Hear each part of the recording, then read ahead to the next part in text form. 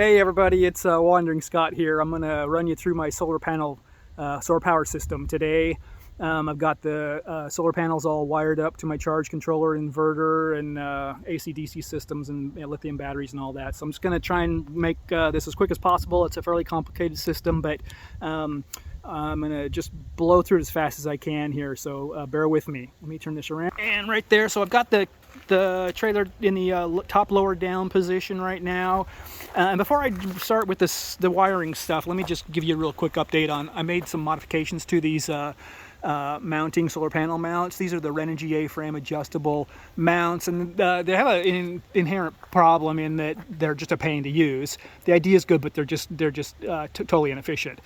You have to completely remove each, like two of these bolted knobs on either side of every panel. So that's 4 for each panel. I got 4 panels on the roof. So, 16 of these knobs, they've got a wing nut and a lock washer and a washer, and they fall on the ground, you lose them. It's just a pain. So what I did, I just made some quick modifications. I cut a little slot in the top of this outermost upper hole on each one of those uprights. You can see that up there as well. So I just cut a little slot in with just a jigsaw metal blade, and then down here I drilled. These come with just this single row of holes on each bar, horizontal bar. I drilled another hole lower down over here. That's where the top of the support beam comes down, and then another one down lower here. And this way, all you have to do is just literally just, if you watch here, you just literally lift up and drop it down. And that is all there is to it. It just goes right in. The slot is right here. Just goes right in between. You just leave that loose. And then when you go to travel, you're ready, you just crank these down. This one is always below this bar, so you never have to take this one out. Just leave it loose enough to where that'll pivot. And then you can move that top, the top part of that bar. You can put that in any one of these holes you want.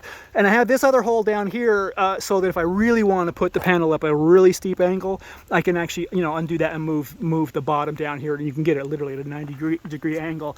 I probably won't do that very often, and you don't really even need to put any bolt or anything through the top one.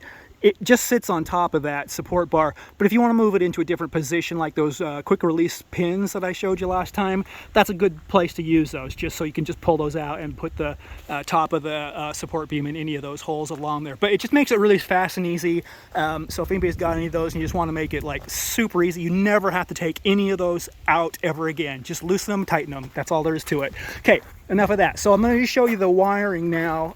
So every one of these panels comes with, let me just lift that up. Let me get up here where I can show you. Let me get over to the back, actually. It'll be easier back here. Okay, we'll start at the back. Here's where it begins. So every one of these panels, of course, has a positive and a negative. These are these, I don't know what they call these, MC4 or whatever type, photo PV cable, whatever. It's UV resistant, and so you don't need to really worry about those deteriorating or whatnot. I did put an additional ground for each frame, so that runs up, and every one of those runs together into the center.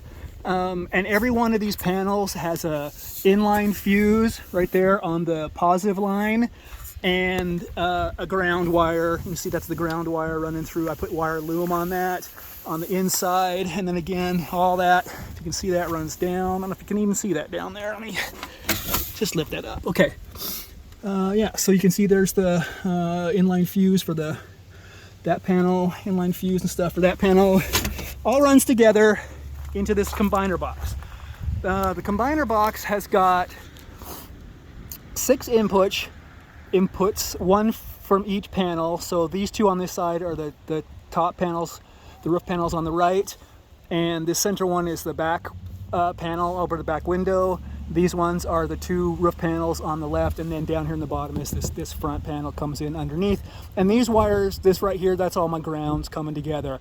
And I've got 2 of them because I've kept all of my panels on the 2 on this side plus the front, and the 2 on the left side plus the back are kept separate inside. There's 2 sets of bus bars, and they're separate because each panel puts out 10 amps, and this is I got, 10 gauge wire going through there. So that's what the PV cable is 10 gauge and it handles 30 amps.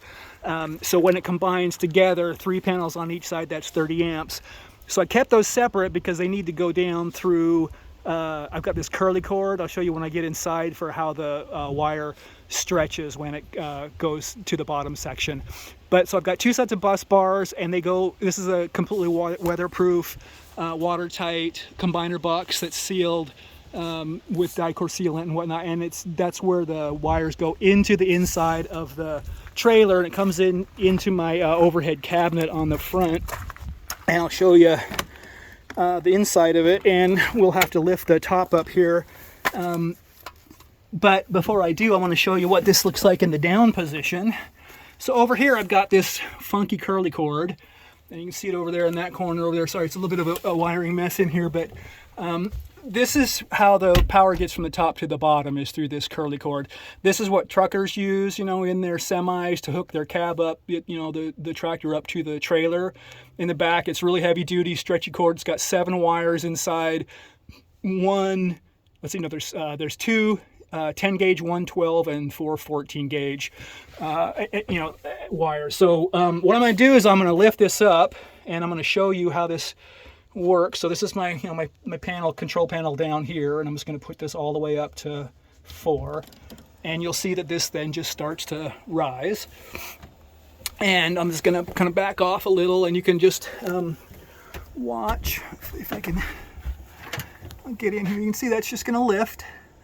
And over here, I'll back up so you can see them both. Okay, so here's what it looks like from the inside when the top is lifting up, and it'll just slowly go up 30 inches. If you haven't watched any of these videos before, the top lifts up 30 inches, and so I needed these cables needed to shrink down to 6 inches and stretch up to 30 inches. So one of those cables is like 6 feet long, so I just took one of those cables, cut it in half, cut the plug off the end, so I had 7 wires coming out, each side. And I got an extra length of straight cord, the same stuff for an extension below, but I'll show you how all that comes in once it gets all the way up, and it's almost there. And this is, I had to measure this the right number of turns so that it would squish all the way down and stretch all the way up. So it took a little bit of experimentation, but five turns around seemed to be the magic number. Okay, so there, we're all the way up now. So we got the wiring all stretched out. And then I'm actually going to lower this back down a little bit so I can actually get into the cabinets with the camera, so I can show you. But let me just drop this back down to maybe 20 inches instead. Just because I need to be able to get my camera up into the corner of the cabinet up there, and it's a bit of a stretch. So yeah, probably about there is good. Okay. So let's get up into the overhead cabinets here. Just drop these down, and here's where the wiring comes in from the combiner boxes on the outside here. And so I've got my 3 panels on like the back and the 2 on that side, and these ones are the panels on the front and that side, I think, whichever. Anyway, 3 and 3, and those combined together. This is now what is this? 8 gauge wire is what I use for that from the combiner on. So that'll handle 40 amps, and there's 30 coming in. And then this middle one here is the ground wire. And so the panels split here, and the 3 on that side, they each side goes through a 40 amp circuit breaker. Inline circuit breaker here, or manually you can push this button and manually shut each side off, or it'll trigger, obviously. And those go into a junction box back here, which it's a 7-pole junction box made specifically for this cable. And also you can see back there, that's my fan cable. Remember, I ran that, if you recall. I've got my fan up here, and the wire from the fan comes here, and it runs down inside of the ceiling in a wire loom, and then across over to here and comes out right back there. Anyway, so that's a 12-volt return coming back up. But what I've got is this 8 gauge. No, it's not 8. Maybe that's. I don't know if that's 8 gauge or not. Anyway, whatever size that is, it goes into the box. So this is my positive and negative from the solar panels over there, and then on this side, I've got my positive and negatives again going through circuit breaker and another combiner box over here. And this side I've got my DC fuse box up here. This is for my lights. I've got some switches here, and I'll show you underneath here. I've got, this is a little dimmer, touch dimmer switch. You can see the lights here. And just back off here. This has a little dimmer thing on it. They'll just go dim or bright, and then you can just tap it and they turn on and off. And this runs the ones in the back too. You can go back to the back there, and you can see those turn on and off. Goes brighter, goes dimmer. And I've got a separate switch. These two switches here are so that's for the front ones, but the back ones are still on. Or these are for the front ones, and I can turn the back ones off separate with the front ones still on. So I don't know how much I'll use that, but anyway, it's a little bit overly redundant. But so anyway, so the wire comes in up here, runs through the circuit breaker, goes into the junction box. There's 7 poles in there, and so this blue one also, by the way, that's my ground wire. So that all runs down through this cord. This has got the 7 wires in it, and then it comes down into another junction box down here, and this is just another 7 position junction. I got 4 of these boxes, so one above and below each one of these curly cords that they come into. And then this one goes out to, this is the extension cord, just a straight section of that same 7 conductor cable, and that runs down, goes through underneath. There's a down here, underneath that, runs down there. And I built these shelves and these cabinets offset on purpose so that there's actually a space in between, and that's exactly why I did it, so that I could put the wires running down through. And there's my batteries over there. But let me get into the this other cabinet over here, and you can see where all this terminates. So this is where, this will all be plumbing, of course, underneath my sink, but there's my AC circuit breaker box, and then over here is all of my power center over here, my inverters down here on the bottom, 2000 watt Renogy inverter, and then I've got my Victron charge controller. It's a 150/100, so 100 amps, 150 volt. And that's, so there's the other junction box sort of up there in that corner up there. That's where the left panels come in. And I will run around to this hatch door over here so I can look closer, look better at that, and you can get a better view. Again, there's my water heater, my water pump and all that. And then I have 2 of these big batteries. These are 200 amp hour LiFePO4 batteries, and I'm gonna well, let me leave that open so some light comes in, but I'm gonna go back outside, and sorry there, yeah, okay, so there's what it looks like when it's up, and I'm gonna come over here and open up my access hatch so I can get into my, oh wait, I gotta lift it all the way back up. Sorry, that door won't open unless the top section is all the way up, so let's punch this back down to, so you want to go all the way back up to 4. So we're at 22 inches right now, and it goes up to 30 inches. So let me just get back out here and wait till this clears the door here, and my shower and all that business. And almost there. Get my key out. And okay, so yeah, there we go. Okay, so here's my power center down here. So I said I've got down here, I've got 2 of these big 200 amp hour LiFePO4 batteries. This is a temperature sensor, a voltage and temperature sensor. It's got Bluetooth on it, so I can actually, it actually will feed to my phone, the app on my phone. And the charge controller up here is also Bluetooth as well. It's got a monitor on it here, and you can see we're on float right now. If I can get in here. It's actually kind of tight quarters, and the sun is really kind of in a bad spot right now. But at any rate, we're on float right now. And okay, let me just really quick run you through what's going on here. I'm not going to do the whole crazy thing, but so my power comes in from above into each of these junction boxes from each side, and then both of those feed out into an input bus bar here. And I've used in the, because there's 4 30 amps potential coming in from each solar panel, and a 10 gauge wire is rated for 30 amps. I've used 2 wires for both the positive and negatives. I've used one of the 10s and one of the 14s for the positive, and again one of the 10s and one of the 14s for the negative on each one, coming down through each one of these cables up here. So that's why there's 2 reds coming in. That's a 10 gauge and that's a 14 gauge coming in. And then same on the other side, there's the white and the red is coming in. That's from the solar panels over there. And then again, the black, I used the purple wire and the black wire for the negative, and over here the yellow and the black for the negative. So those are the positives and negatives coming in from the panels.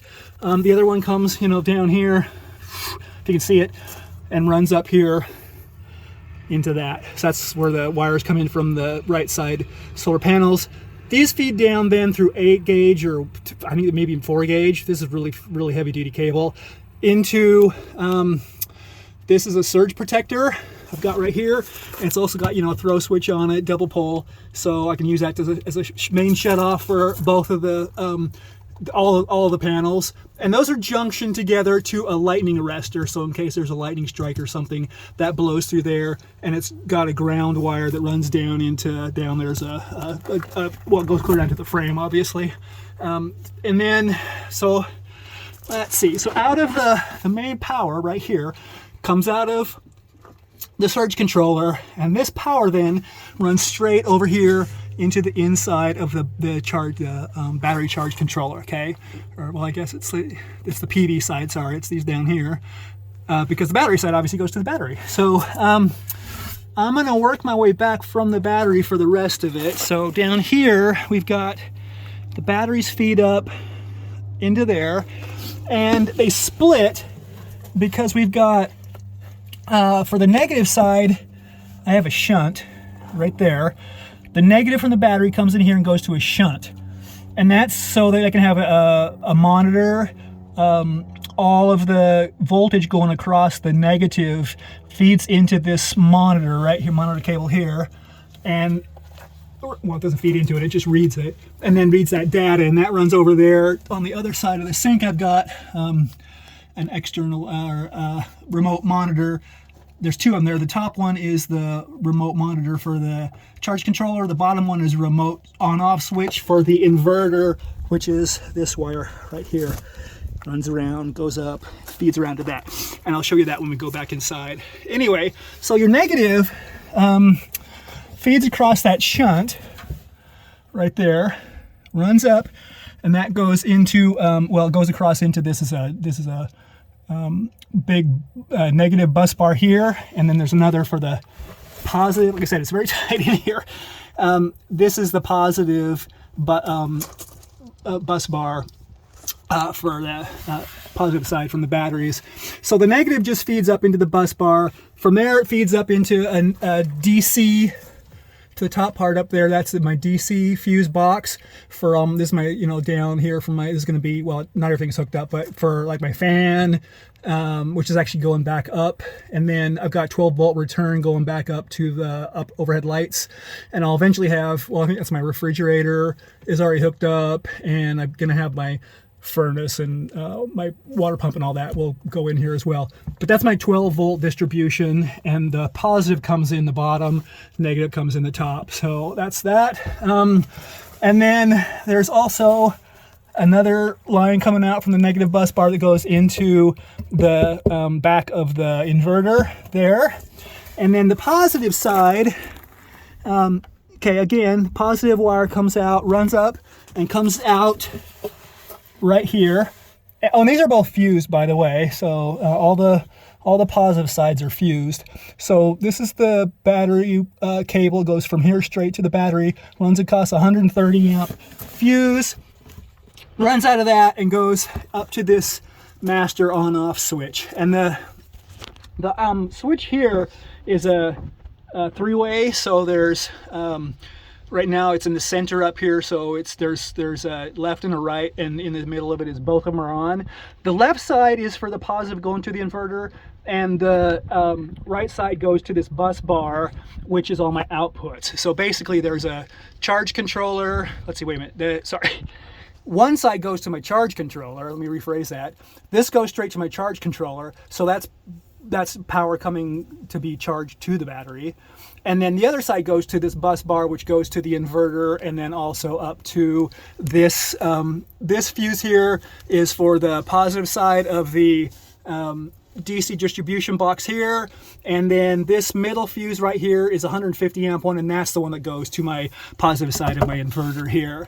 But essentially what it does, it just splits all of the inputs and outputs, so I can have my battery completely off. I can use this switch just to completely turn the battery, isolate the battery altogether for maintenance, or I can turn it to the left, which means that it'll still be charging, but there'll be no draw on from the batteries at all. Or I can turn it the other way so that I can work on the charge controller. That will be turned off, but I can still draw power from the battery. Either way, so that's a sort of multi-use scenario. Anyway, so this is the inverter, and I've got, you know, some just spare outlets. This is my my lift system control unit, runs off of AC, so I just leave this on all the time. And then this is my hard wire AC, goes into the circuit breaker box, which is right there. And that's for, I've got outlets, I've got inlet and output, 12 volt, or AC 110 volt here, sorry. And then also on the other side, around here, I've got an outdoor waterproof receptacle, which has got USB and quick charge connectors on it there, so that's hooked up to my inverter or to shore power. And then, oops, let me get in here, get back in here, and then down here, that's the AC circuit breaker box. And you can see I'm not done wiring it up yet. I need to put I've got a switch, you know, just like that other switch over there, the main battery one. I've just got on-off one that's going to go here, and that actually switches, well, it's a two position. That'll switch from my AC in shore power to my in between that and my inverter power. And so I can choose which of the input. It's going to be either shore power into the circuit breaker or it's inverter power into the circuit breaker, but you can't do both, obviously. So, but I'm not done with that. I still have to put that switch in there. And then this is all, I've also got wired up here on my countertop. I've got AC outlets here with more of these. You can see the lights on. More USB and these, what are they called? The USB-C, I think those are called. Whatever, the quick charge 4, I think is 4.0. And then I got a whole nother panel here, which this is just going to go straight to the DC. So this is off of the inverter. This is, and these are going to be just straight off the battery, and I haven't got these hooked up yet, but these are just more, you know, charge, 3.0, 2.0, whatever. These are just the quick, more quick connect chargers, got an on-off switch and a little monitor for how much power you're pulling through that. This is my water heater, on-off and temperature up-down. I haven't got it hooked up yet. And this is for my water pump on-off here. And also these are to check the how full my battery or my water tanks are. And you can do either, you know, I've only got just I've got the gray water and the fresh water. You can also check your battery, but I don't need to use that because I've got other monitors. But I don't have any black water, so I'm only going to have these two hooked up. But you can test or just push them to see how full your tanks are here. And again, I haven't got those hooked up yet, so that's still on my to be wired list. And then over here, I've also got another, if you can see it, yeah, another one of these same outlets. So one on each side, and again, that's powered up right now. From my inverter. So I've got a bunch of outlets. And then over here, if you go down in front of my microwave, here's my monitor. So this is so you can see I've got 400 amp hours of battery right now. I'm 100% charged. It's on. I've got a little bit of draw, like, you know what, like, you know, not even a full amp, you know, almost an amp. Yeah, 1 amp right there. And that's literally just this monitor, the monitor that's on the battery, or on the charge controller, you know, the little LED lights, whatever. I mean, oh, I guess I've got my lights on up there. So that's pulling some power. but it's less than an amp. I mean, it's hardly any. That's, of course, that's, you know, the difference between what I'm charging and what I'm discharging. But, you know, essentially I'm hardly using any power right now at all, with lights on up there, monitors going. My refrigerator is hooked up, but I have it turned off right now just because there's no point in having it on. I don't have any food in it, but it is hooked up. In fact, if I turn it on, let's see, let's open it up. If I can get, hang on, let me just get out here. Oh, I got locked. Yeah. Which way's locked? That way's locked. Okay. Let me just turn my refrigerator on. There we go. Power up the fridge, and let's see how much power that pulls.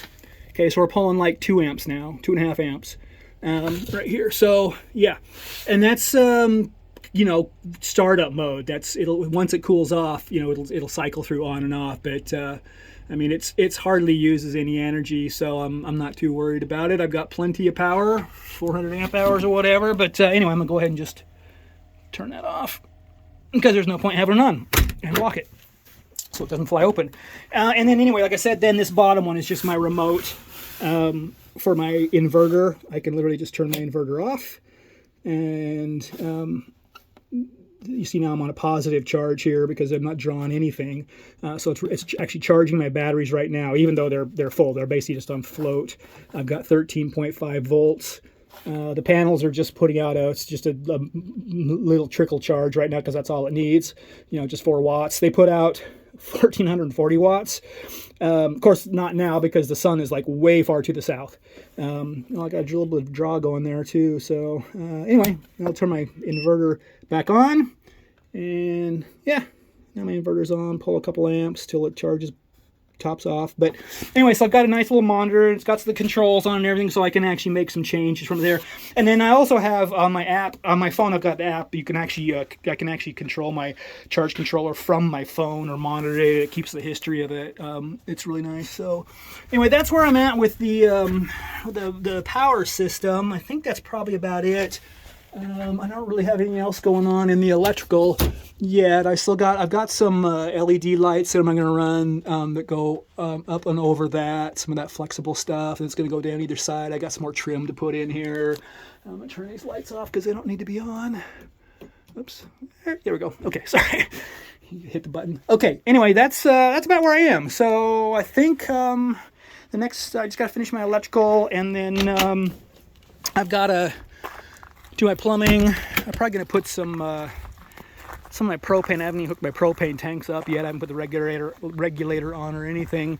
But I'm probably going to want to do that next, so I can get some heat going in there. It's November now. It turned off really cold. It snowed the other day. It's limited my hours I can work because it's just frigid chilly. And as you can see, the sun is really, really, really far to the south. I don't think you can even see it. It's way over there somewhere. Anyway, that's the Gypsy Caravan Project update number 14. And I'll get back to you when I get something else to show you. Thanks. Bye.